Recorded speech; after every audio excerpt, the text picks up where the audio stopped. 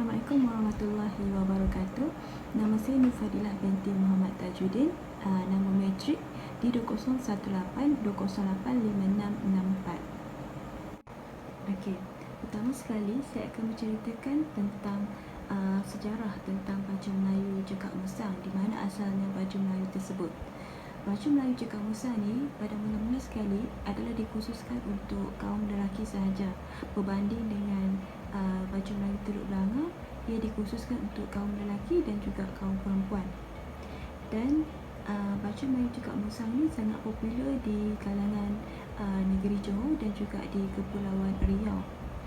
Baju Melayu Cekak Musang pada asalnya ia bermula di Teluk Blangah, iaitu di Singapura, dan pada suatu ketika dahulu ia merupakan satu corak baju Melayu yang disebut sebagai baju wan. Kenapa baju Melayu ini disebut sebagai baju wan? Adalah disebabkan oleh seorang penduduk Teluk Blangah yang bernama Haji Wan Osman. Cerita bagaimana baju Melayu Cekak Musang tu digelar sebagai baju wan disebabkan oleh pada suatu hari tu Haji Wan Osman ni dia mengenakan baju Melayu Cekak Musang yang lengkap, dan di mana baju tersebut butang dia diperbuat daripada emas dan juga permata. Dia pakai baju tu untuk pergi menghadap raja.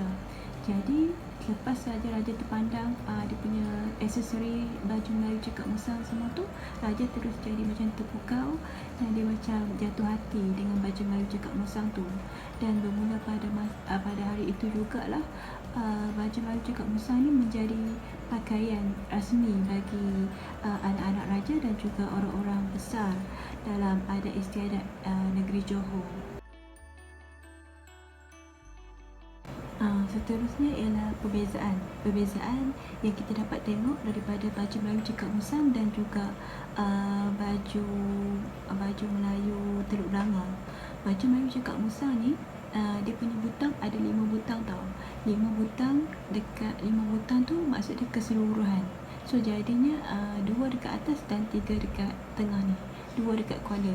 5 butang dekat baju tu adalah mewakili 5 rukun Islam, di mana 2 butang yang terdapat pada collar baju Melayu Cekak Musang tu adalah bermaksud mengucap 2 kalimah syahadah pada setiap solat di 5 waktu solat tu. Jadinya untuk baju Melayu Teluk Blangah cuma ada 1 butang sahaja, itu bermaksud menyembah Tuhan yang satu. Macam tu. Kalau dari segi poket pula, untuk baju Melayu Cekak Musang dia ada 3 poket, iaitu poket dekat atas 1 dan poket dekat bahagian bawah tu 2 poket. Jadi semua sekali ada 3 poket, dan 3 poket tu ada nama yang ada makna yang tersendiri, di mana poket itu merujuk kepada iman, ihsan dan juga Islam. Jadi 3 poket itu ada makna yang berlainan lah.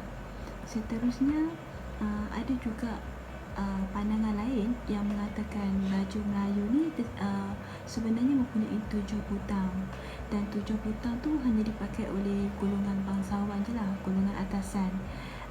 Butang yang kurang daripada 7 butang dipakai oleh golongan biasa. Maksudnya macam 5 butang tu dipakai oleh rakyat yang biasa macam kita ni. 7 butang adalah untuk golongan atasan. 7 butang tu mewakili 7 tingkat neraka, 7 tingkat syurga, 7 lapisan langit dan 7 lapisan bumi. Dan tujuan golongan bangsawan pakai 7 butang ni adalah untuk memperingatkan mereka tentang Tuhan Yang Maha Esa. Maksudnya macam memperingatkan mereka tentang dosa, pahala, tentang status dan sebagainya lah. Pemakaian samping. Pemakaian samping seperti yang kita tahu, samping ni adalah aksesori yang untuk melengkapkan lagi lah baju Melayu tu. Dan pemakaian samping juga berbeza dari segi lelaki yang dah pun berkahwin dan lelaki yang bujang. Lelaki yang dah berkahwin, dia punya cara pakai samping dia lain, dan lelaki yang bujang samping dia pun lain. Untuk lelaki yang dah pun berkahwin, ini menurut tradisi masyarakat yang dahulu. Untuk lelaki yang sudah pun beristeri, kalau nak pakai samping tu hendaklah pakai samping sehingga ke paras lutut. Berbeza dengan lelaki yang bujang ni, kalau nak pakai samping hendaklah pakai samping atas daripada paras lutut. Itu menandakan lelaki tu belum berkahwin. Dan kalau lelaki tu dah pun beristeri, dah berkahwin, tetapi dia pakai samping sama dengan lelaki yang bujang. Itu bermaksud kalau menurut tradisi dahulu, masyarakat dahulu, lelaki yang pakai samping macam lelaki bujang tu adalah bermaksud macam dia berhasrat untuk menambah isteri. Itu adalah pemahaman masyarakat dahulu. Seterusnya, pemakaian samping juga boleh menunjukkan status seseorang dalam masyarakat. Pemakaian samping yang mengikat kepada sebelah kanan itu bermaksud golongan bangsawan, dan pemakaian samping yang ikatannya sebelah kiri adalah bermaksud orang kebanyakan.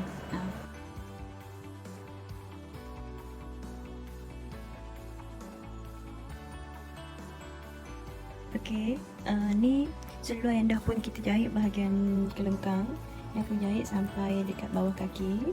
Lepas tu dekat bahagian pinggang kita akan cantumkan dengan getah pinggang ni.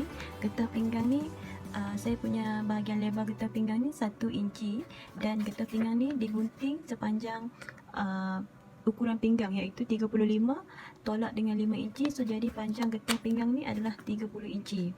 30 inci digunting dan akan jahit sambung dekat sini dengan jahitan tindih kasih. Lepas tu dekat bahagian pinggang ni pun kita dah ironkan, kita dah setrika dekat dia punya bahagian ni, setrika dengan terbuka macam ni. Kita dah pun setrika semua ni dan kita akan cantumkan dengan getah pinggang. Ni kita punya seluar yang dah pun siap. Kita jahit bahagian pinggang ni dah pun siap. Kita mulakan daripada ni, bahagian belakang sekali. Kita mulakan dekat sini, kemudian kita jahit terus dekat sini sampai habis. Basi ni adalah setengah inci, 0.5 inci. Kita jahit dekat sini, jangan sampai terkena kepada getah pinggang ni. Kita jahit keliling sambil kita tarik untuk bagi dia cukup. Keliling sekali, semua dah siap. Lepas tu kita tarik-tarik bagi dia punya ni sama. Okey. Lepas tu kita akan jahit dekat sini dengan basi daripada atas ni setengah inci. Kita akan jahit dengan mata jahitan kasar. Ni untuk kedua kaki seluar. Yang ni kita dah tanda dengan kapur. Ujung bawah sekali kaki seluar, dia punya basi dia adalah 1,5 inci. Ini kita tanda untuk setengah inci, dan ni untuk 1 inci. Sama juga dengan sebelah ni, setengah inci dan 1 inci. Kemudian kita akan lipat macam tu, setengah inci. Kita akan jahit dulu setengah inci dekat sini. Pertama sekali kita nak jahit baju, kita kena cantumkan ni terlebih dahulu. Ini kita cantumkan keket dan juga pesak macam kita buat baju kurung hari tu. Kita cantumkan ni, yang bahagian ni kita kena tanda untuk bahagian yang lurus yang akan kita cantumkan dekat badan. Bawah pun kita tanda dengan basi. Semua kita tanda dengan basi. Lepas tu lepas dah siap cantum macam ni, kita ironkan bahagian keket ni. Basi yang lebihan ni kita akan ironkan masuk ke dalam keket macam tu. Kita akan iron macam tu. Lepas tu kita akan cantumkan pesak dan juga keket ni dekat lengan. Ini bahagian lengan yang kita dah pun penitikan untuk jahit. Kita cantumkan bahagian lengan yang melengkung ni. Yang melengkung ni bahagian yang akan dicantumkan ke badan. Yang ni pula bahagian yang lurus, yang kita tak jahit tepi dekat bawah tu. Kemudian kita akan cantumkan dekat sini. Macam tu kita penitikan, terbalikkan pesak dan juga keket ni, dan terbalikkan juga kita punya lengan, dan kita penitikan macam ni. Nanti kita akan jahit ikut basi ni setengah inci. Kemudian dekat sini pun sama juga, kita akan jahitkan dekat sini setengah inci. Lepas dah jahit setengah inci tu, baru kita akan cantumkan ni setengah inci. Kita akan jahitkan juga, cantumkan lengan.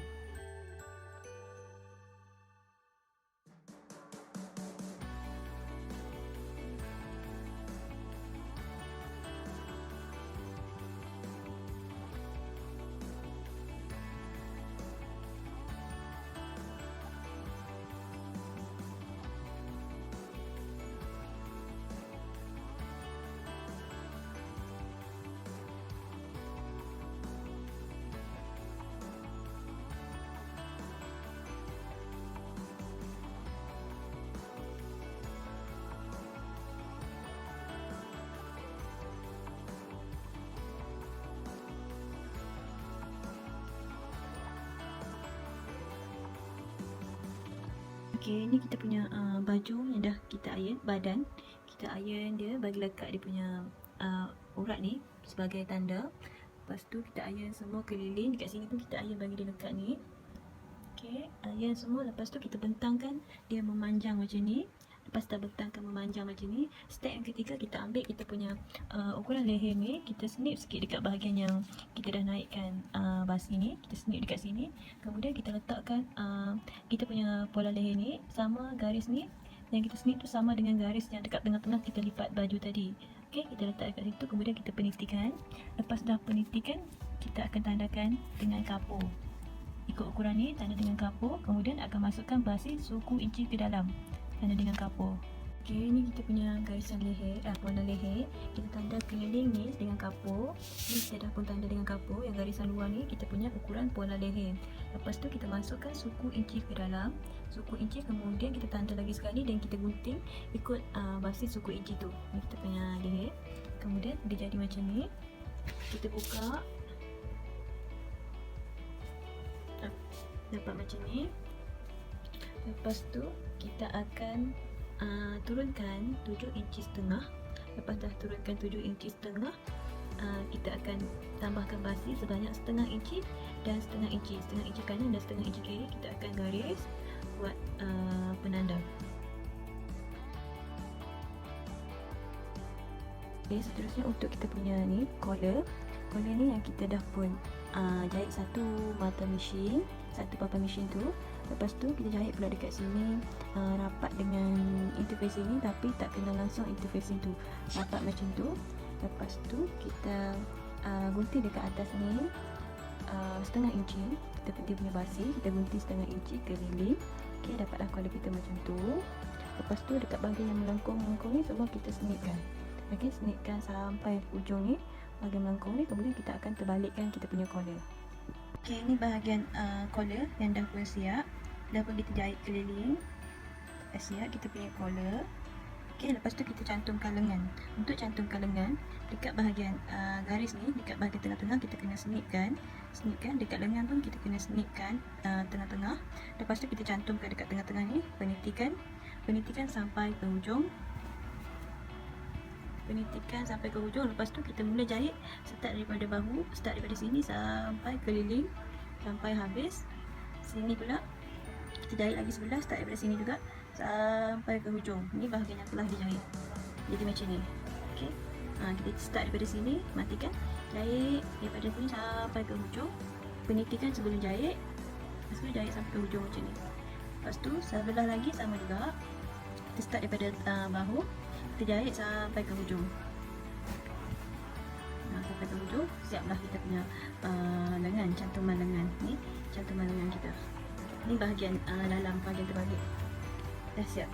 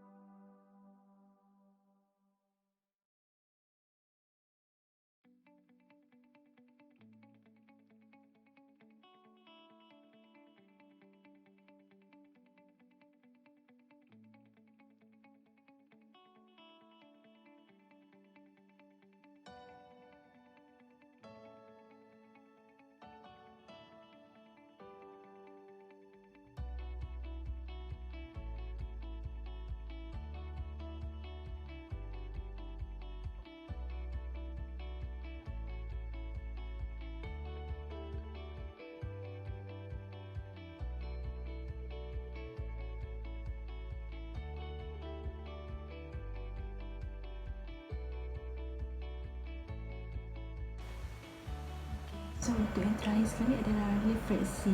Okey, refleksi yang saya nak cakap masa untuk buat semasa saya buat baju Melayu Cekak Musa dan juga seluar berkesing penuh ni. Untuk seluar berkesing penuh memang tak ada masalah apa. Dan untuk baju Melayu Cekak Musa tu, masalah yang saya hadapi adalah mungkin dekat collar kot.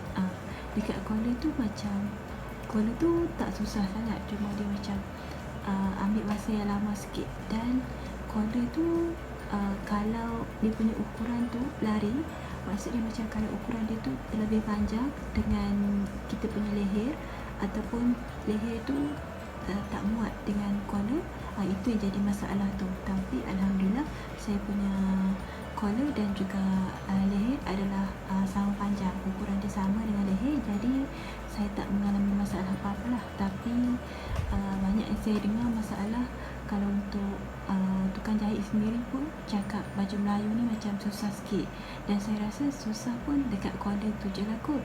Kalau dekat bahagian lain tu bagi saya okey, tak ada masalah apa pun. Untuk pesak dengan kekek tu sama je macam kita buat baju kurung perempuan atau pesak dengan kekek juga, dan pakai step yang sama. Jadi saya tak alami masalah apa-apa dekat situ. Saya cuma alami masalah dekat collar tu je lah. Lepas tu dah tak ada dah. Untuk refleksi dia, yang terakhir sekali saya nak cakap, alhamdulillah saya dapat siapkan baju Melayu juga musang dan juga seluar berkesing penuh, walaupun ambil masa yang agak lama sikit sebab yalah saya pun tak ada basic, tak ada asas, jadi semuanya berpandukan video-video amali dan juga YouTube, dan agak susah sikit lah untuk saya bagi yang tak ada asas lagi. Tapi alhamdulillah saya dapat satu pengalaman yang baru, sebab sebelum ni saya dengar je orang cakap baju Melayu susah, baju Melayu itu ini, tapi bila buat sendiri baru kita tahu macam tak adalah susah sangat pun, okey je, macam tak ada masalah sangat pun. So yang tu je lah untuk video saya. Sekian, terima kasih.